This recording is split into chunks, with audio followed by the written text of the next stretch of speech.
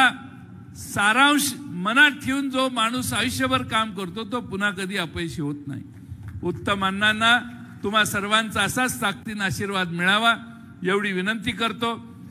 रावसाहेब दादांचा तर आशीर्वाद त्यांच्या मागे आहेच, पण महाराष्ट्रातल्या आणि कर्नाटकातल्या दादांनी केलेल्या कामाची पुण्याई देखील उत्तम अण्णांच्या मागे आहे. त्यांना आपल्या सगळ्यांचा आशीर्वाद मिळावा ही विनंती करतो. उत्तम अण्णांनी विनंती केली आणि खास पवारसाहेब या ठिकाणी मुद्दामून वेळात वेळ काढून या ठिकाणी आले आणि आपल्या बरोबर राहणाऱ्या माणसाला ताकद देण्याचा जो स्वभाव पवारसाहेबांचा आहे तो पुन्हा एकदा तुमच्या समोर या ठिकाणी दाखवून दिला. याबद्दल पवारसाहेब इथं आले याबद्दल त्यांचेही आभार मानतो आणि माझे 2 शब्द पूर्ण करतो. धन्यवाद. धन्यवाद पाटील साहेब. आणि आता यानंतर माझ्यासाठी माझा सामान्य कार्यकर्ता महत्वाचा, नेते काय आजही मी जन्माला घालू शकतो 100च्या वर असं म्हणणारे राष्ट्रवादी काँग्रेस पार्टीचे वटवृक्ष चरित्रप्रेमी पवारसाहेब या ठिकाणी उभे राहतात. एक जोरदार टाळी आपल्या सर्वांच्या मधून उद्या या सुंदर शानदार सोहळ्यासाठी. ज्यांचे आजचा संवाद विचार ऐकले ते ज्यांचं फातील कर्नाटक राष्ट्रवादीचे अध्यक्ष इनामदार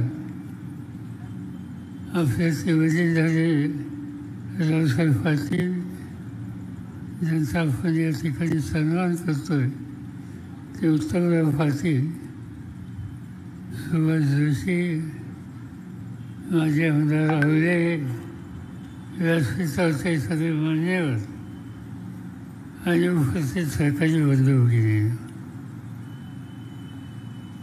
आज एका चांगल्या कार्यक्रमाच्यासाठी आपण सगळेजण या ठिकाणी हजर आहोत. सार्वजनिक जीवनामध्ये अनेक लोक काम करत असतात, पण त्यांनी केलेलं काम आणि त्याच्यामध्ये योगदान हे लोकांच्या अंतःकरणामध्ये राहतं आणि लोक त्यांच्या या कर्तृत्वाबद्दल अखंडपणानं कृतज्ञता व्यक्त करतात. असं भाग्य काही 14 लोकांना मिळतं. त्या या भागाच्या 14 लोकांच्या मालिकेमध्ये रावसाहेब पाटलांचा उल्लेख हा आपल्याला करावा लागेल. रावसाहेब सहकारी चळवळीचे एक ज्येष्ठ नेते, अनेक संस्था उभं करण्याच्यासाठी त्यांचा पुढाकार. मला त्यांचा जो परिचय होता माझा तो आमचे एकेकाळचे सहकारी आज हयात नाही रत्नाभाऊ कुमार त्यांच्या पंचगंगा सहकारी साखर कारखाना कोल्हापूर जिल्ह्याचा एक चांगला कारखाना आणि त्या कारखान्यावर रावसाहेब स्वतः 10-15 वर्ष संचालक होते आणि तिथं सगळं काम बघितल्याच्यानंतर निभाजीनं सुद्धा हे काम केलं पाहिजे त्या दृष्टीनं या ठिकाणी सहकारी कारखानदारी उभी करायला त्यांनी कष्ट घेतले आणि त्याची फळं आज या तालुक्याच्या ऊस उत्पादकांना चांगल्या रीतीनं मिळतात. शेकडो कामगारांना काम दिलं. त्याच्यामध्ये काम देत असताना कारखान्यामध्ये प्रशासनात गुणवत्ता कशी वाढेल याची काळजी घेतली आणि इतरांच्या समोर आज त्यांनी अनेक चांगले आदर्श ठेवले. साखर कारखाना जसा उभा केला तशा सोसायटीज, पतवरचा सोसायटी याही उभा करण्याच्यामध्ये त्यांनी कष्ट घेतलेले होते आणि त्यांचं काम किती आहे आणि लोकांचा त्यांच्या कामावर विश्वास किती आहे याचं एकच उदाहरण तुम्ही बोरगाव इथली त्यांची सोसायटी बघितली आणि त्याच्यातल्या थेली बघितल्या तर 1100 कोटीच्या थेली सर्वसामान्य लोकांनी त्यांच्या सोसायटीत ठेवल्यात आणि त्याचं कारण त्यांच्याबद्दलचा प्रचंड आत्मविश्वास हा सर्वसामान्य ठेवीदाराच्यावर आहे आणि त्यामुळे ते खऱ्या अर्थानं होऊ शकले. निफाणी वाघ हा बदलतोय. एकेकाळी तंबाखूचं पीक हे निफाणीचं वैशिष्ट्य होतं. आता तंबाखूची बरीच जागा ही उसाने घेतली. कारखानदारी आली, क्षेत्र वाढलं, नवीन नवीन काही करता येईल याचा विचार करण्याचा दृष्टिकोन नेत्यांच्यामध्ये दिसतो. महाराष्ट्राच्या दृष्टीनं, कर्नाटकाच्या दृष्टीनं आणि उत्तर प्रदेशच्या दृष्टीनं ऊस धंदा, ऊस पीक हे अत्यंत महत्त्वाचं पीक आहे. एकेकाळी आपण साखर करत होतो, आधी करतो, पण जेव्हा साखर आता जाऊन चालणार नाही, आता बदल करावा लागेल. गेले 3 दिवस मी अध्यक्ष असलेल्या एका संस्थेनं, ज्याचं नाव वसंतदादा शुगर इन्स्टिट्यूट, त्यांनी या साखरेच्या संबंधीची आंतरराष्ट्रीय परिषद आम्ही पुण्याला बोलवली होती, कालच संस्थेची. आणि त्या परिषदेला जवळपास 22 देशाचे लोक आले आणि जवळपास 5,000 शेतकरी जे प्रत्यक्ष ऊसाच्या धंद्यात आहेत हे देशाच्या कानाकोपऱ्यात आले. आणि सगळी चर्चा जी त्या ठिकाणी झाली की ठीक आहे, साखर आपण खातो, आता साखर फुलत राहून राहणार नाही. मईपासून अल्कोहोल, त्याच्यापुढं इथेनॉल, त्याच्यापुढं हायड्रोजन आणि त्याच्यानंतर बोईंग विमान चालवण्यासाठी लागणारं जे फ्युएल आहे तिथपर्यंत हे आपल्याला जावं लागेल. आणि 2 पैसे शेतकऱ्याच्या खिशामध्ये, कुटुंबामध्ये अधिक कसा जाईल त्यासाठीची काळजी आज घेण्याची गरज आहे. माझ्या मते निफाणी परिसर या दृष्टीनं अतिशय चांगला परिसर. इथे कारखानदारी आणि त्या कारखानदारीला योग्य दिशा दिली, तेव्हा सगळ्यांनी पाठिंबा दिला तर हे काम या ठिकाणी नक्कीच करू शकतो.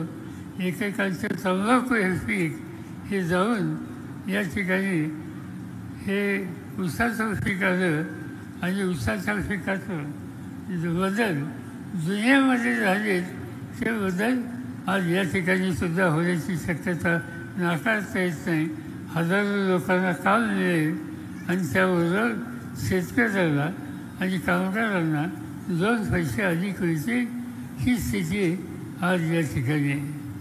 आज देशामध्ये अनेक प्रश्न ज्याचा उल्लेख जयंतांनी केला, पण राज्यकर्त्यांचं लक्ष या प्रश्नाच्या सोडवणुकीच्यासाठी किती आहे याची आज जनतेच्या मनात शंका आहे. प्राधान्य कशाला द्यायचं?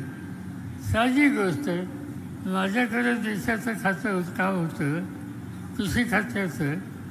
त्यावेळेला मला आठवतं आहे की मी देशाच्या शेतीमंत्र्याची शपथ घेतली आणि पहिल्या दिवशी माझ्याकडं एक फाईल आली आणि त्या फाईलमध्ये की नागपूरच्या जवळ काही शेतकऱ्यांनी आत्महत्या केल्या या प्रकारची माहिती आली. मला स्वतःला आश्चर्य वाटले.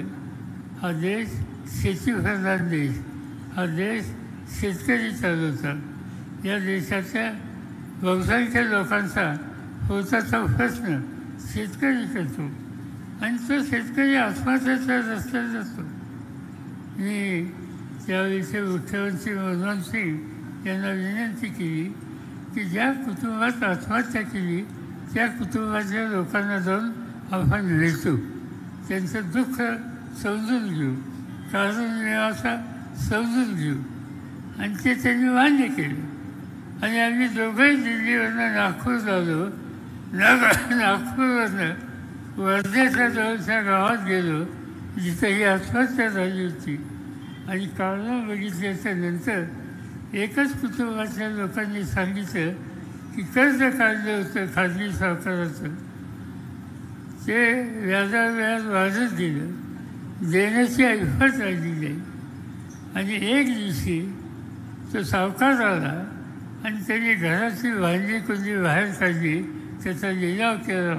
माझ्या घरात मुलीचं लग्न होतं आणि ते लग्न ज्याला घर चालवता येत नाही अशा माणसाच्या घराची मुलगी करायची नाही या भावनेचं लग्न बोललं. आणि म्हणून नाईलाजानं आत्महत्येचा दुसरा मार्ग नव्हता. आता ही बाब आम्हा दोघांना समजल्याच्या नंतर आम्ही दिल्लीला गेलो. रिझर्व्ह बँकेचे लोक बोलवले आणि 8 दिवसाच्या आत 72,000 कोटीचं शेतकऱ्यांचं कर्ज माफ करून टाकलं. आणि एक नवीन रस्ता हा शेतकऱ्यांना दाखवण्याच्या उद्देशी कसा. आता त्याला वर्ष खूप झाली. आजही या देशाचा शेतकरी कर्जबाजारी आहे आणि ते कर्जबाजारी आहेत. त्यांना कर्जातून मुक्त करा ही भूमिका आम्ही देशामध्ये मानतोय, पार्लमेंटमध्ये सांगतो. पण सध्याच्या सरकारला त्याच्या उद्देशी आस्था नाही.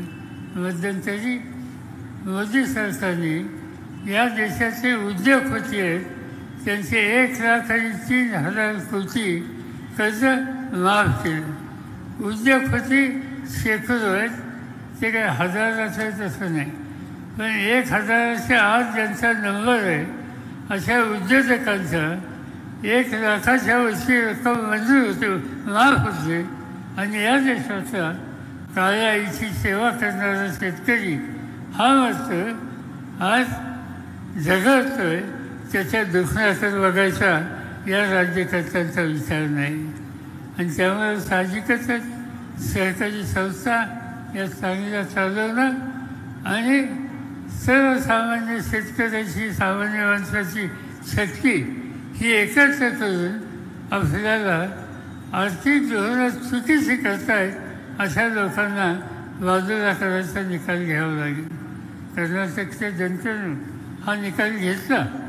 संबंध देशाच्या अन्य राज्यांच्या समोर एक त्यांनी आदर्श केला आणि त्यामुळे साहजिकच आहे आज कर्नाटकच्या जनतेचा हा निर्णय देशातल्या अन्य विरोधी पक्षांच्या सगळ्यांच्या मनामध्ये एक प्रकारचा आत्मविश्वास वाढवणार आहे.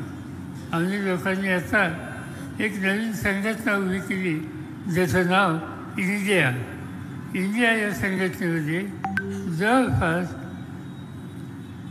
7 राज्याचे मुख्यमंत्री आहेत. कर्नाटक, बिहार, बंगाल, झारखंड, दिल्ली, पंजाब, केरळ आणि अनेक पक्षांचे नेते आहेत. आणि त्या ठिकाणी बसून आम्ही एकच विचार करतो की सामान्य माणसाच्या हितासाठी राजकारण कसं करता येईल, सरकारी धोरणं कशी आखता येईल आणि त्यासाठी जे जे काही करता येईल ते करण्याच्यासाठी आज त्या ठिकाणी प्रयत्न सुरू केलेला आहे.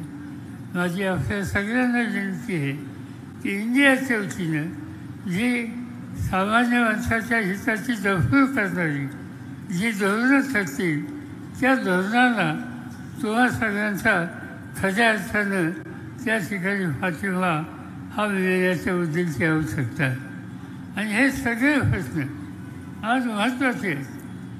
पण आजचं केंद्र सरकार या प्रश्नाच्या ऐवजी दुसऱ्या धार्मिक प्रश्नावर लोकांचं मन वळवण्याचा प्रयत्न करतात.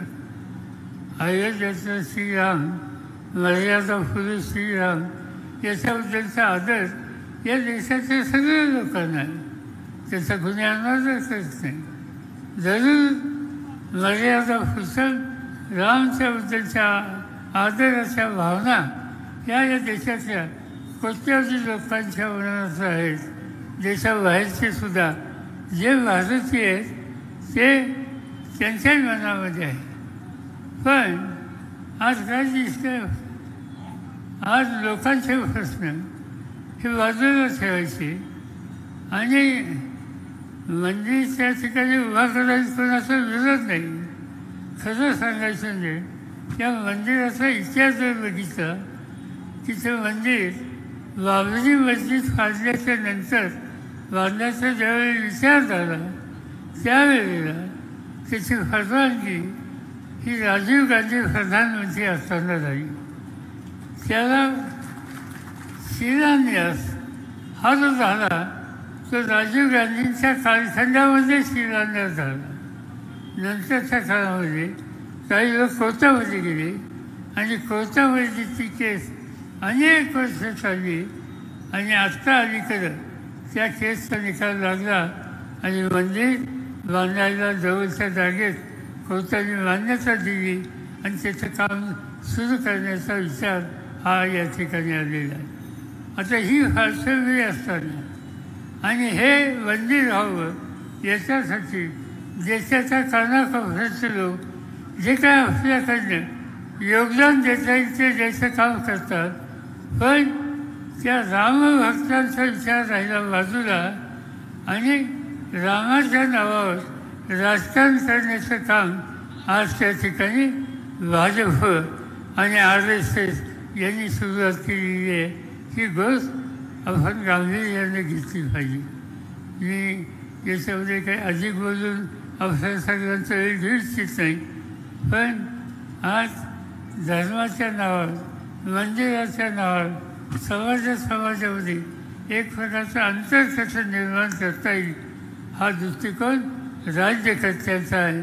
राज्यकर्ते या देशाचा जो उपाशी शेतकरी आहे, मजूर आहे, कष्टकरी आहे त्याच्यासाठी प्रयत्न करत नाही. काल देशाच्या प्रधानमंत्र्यांनी सांगितलं की आता 10 दिवस मी उपवास करणार आहे रामाच्यासाठी. रामाची त्यांची श्रद्धा त्याचा मी आदर करतो.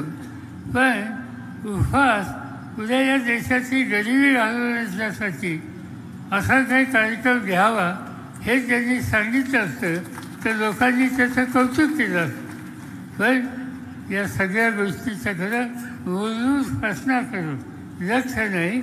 लक्ष या धार्मिक प्रश्नावरून मूलभूत समस्या याच्यापासून लोकांना बाजूला करणं हेच काम आज या ठिकाणी या देशात सुरू झालं आहे. आणि म्हणून आपल्याला जागं राहावं लागेल, एक राहावं लागेल आणि ते एक राहून आपापसात वागावं नाही. प्रश्न सोडवायला खबरदारी घेतली पाहिजे. मला आनंद आहे की या ठिकाणी पराभव झाल्याच्या नंतरसुद्धा उत्तमरावने आपलं काम जनतेची सेवा ही चालू ठेवलेली आहे. पराभव होतो ज्याचा उल्लेख ज्यांचा या ठिकाणी केला. माझ्या आयुष्यात एकदा पराभव मी पाहिला. मी राज्यसभा, लोकसभा, विधानसभा, विधान परिषद याच्या 14 निवडणुका लढलो. 14च्या 14 जिंकलो. कधी मला पराभव व्हायच नव्हता. पण एका निवडणुकीत माझा पराभव झाला आणि ती निवडणूक वेगळी होती. ती निवडणूक होती क्रिकेटची. क्रिकेटच्या निवडणुकीमध्ये मी मुंबईचा अध्यक्ष होतो. नंतर मुंबईच्या नंतर मी ऑल इंडिया VCI त्याचा अध्यक्ष झालो. त्याच्यानंतर मी आशिया खंडाचा अध्यक्ष झालो आणि त्या ठिकाणी एका निवडणुकीमध्ये माझा पराभव कलकत्त्याच्या एका माणसाने केला. माझ्या डोक्याची बाब होती. पण नावच व्हायचं नाही हे संस्कार आमच्या लोकांच्याच आहे आणि ते नावच व्हायचं नाही हे ठरल्यानंतर VCIचा तर अध्यक्ष झालोच. पण आशिया खंडाच्या क्रिकेटचा अध्यक्ष झालो आणि एक दिवशी जगाची क्रिकेट संघटना जी आहे त्याचाही मी अध्यक्ष झालो. आणि सांगायचं तात्पर्य असं, जे शोधायचं नाही, काम शोधायचं नाही, लोकांची आणि विषयाची बांधिलकी ही शोधायची नाही, अखंड कष्ट करायचे यश आपलं असतं. लोक त्याची नोंद घेतात. उत्तमराव तुम्ही चांगलं काम करतात, तुम्ही संस्था उत्तम चालवतात, तुम्ही लोकांचे संबंध चांगले ठेवतात, तुम्ही साखर कारखाने चांगले चालवतात. माझी खात्री आहे की सर्वसामान्य लोक तुमच्या पाठीशी शक्ती उभी करतील आणि त्या शक्तीला साथ द्यायला मी काय आमचे अनेक सहकारी तुमच्याबरोबर अखंड भरणात राहतील हा विश्वास या ठिकाणी देतो आणि माझे 2 शब्द संपवतो.